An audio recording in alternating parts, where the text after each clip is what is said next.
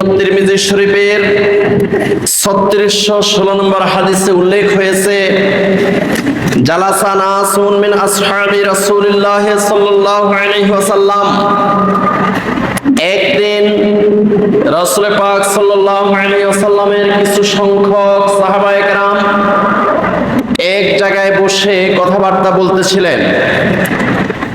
ফাখরাজা হাত্তা ইজা দানা মিনহুম, ঠিক ওই মুহূর্তে রাসূল পাক সাল্লাল্লাহু আলাইহি ওয়াসাল্লাম ওনার হুজরা মুবারক থেকে বের হলেন। বের হয়ে ওই সাহাবায়ে কেরামদের নিকটবর্তী আসলেন। সামিআহুম ইয়াতাযাকারুনা, রাসূল পাক সাল্লাল্লাহু আলাইহি ওয়াসাল্লাম শুনলেন যে ওই সাহাবায়ে কেরামরা নিজেদের মধ্যে আলোচনা করতেছিলেন।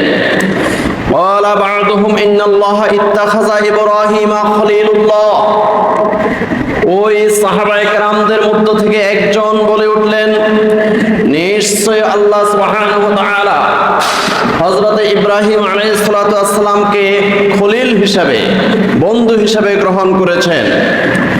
ওয়াকালা আখারু মূসা কাল্লামাহু তাকলিমান, ওই সাহাবায়ে কেরামদের মধ্য থেকে আরেকজন সাহাবী বলে উঠল যে হযরত মূসা আলাইহিস সালাতু ওয়াস সালাম আল্লাহ সুবহানাহু ওয়া তাআলার সাথে অনেক কথাবার্তা বলেছিলেন।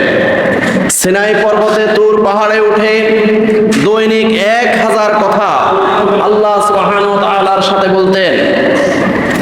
ওয়াকালা আখারু ঈসা কালিমাতুল্লাহি ওয়া রূহুহু, সাহাবায়ে কেরামদের মধ্য থেকে আরেকজন বলে উঠল হযরত ঈসা আলাইহিস সালাতু ওয়াস সালাম আল্লাহর কালিমা এবং আল্লাহর রূহ।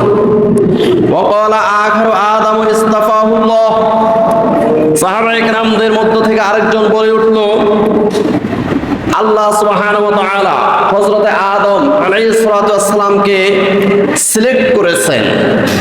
আল্লাহ সুবহানাহু ওয়া তাআলা হযরত আদম আলাইহিস সালাতু ওয়াস সালামকে গ্রহণ করেছেন, পছন্দ করেছেন। ফাখরাজা আলাইহিম রাসূলুল্লাহ সাল্লাল্লাহু আলাইহি ওয়াসাল্লাম, ঠিক ওই মুহূর্তে আমাদের পেয়ারা নবী সাইয়্যিদুল মুরসালিন রাহমাতুল লিল আলামিন মুহাম্মাদুর রাসূলুল্লাহ সাল্লাল্লাহু আলাইহি ওয়াসাল্লাম তাদের সামনে আগমন করলেন। ওয়াকালা ক্বাদ সামি'তু কালামাকুম ওয়া আজাবাকুম, রাসূল পাক সাল্লাল্লাহু আলাইহি ওয়াসাল্লাম ও সাহাবায়ে কেরামদের সামনে আসলেন, আসি বললেন ক্বাদ সামি'তু, আমি শুনেছি, কালামাকুম ওয়া আজাবাকুম, তোমাদের কথাবার্তাগুলো এতক্ষণ আমি শুনেছি, ওয়া আজাবাকুম, তোমরা যে আশ্চর্য হয়েছো।